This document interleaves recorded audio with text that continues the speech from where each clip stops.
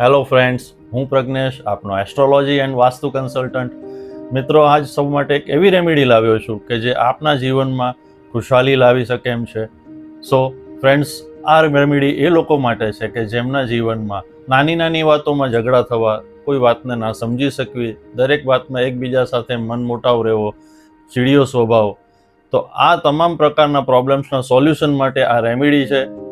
Remedy start કરીએ. એક ધૂપદાની લો, એની અંદર ગાયના છાણનો ટુકડો, ખાડી સાકર, ઘી અને કપૂર આ એમાં નાખી એને જલાવો અને એને આખા ઘરની અંદર ફેરવી કોઈ સુરક્ષિત સ્થાન ઉપર એને મૂકી દો.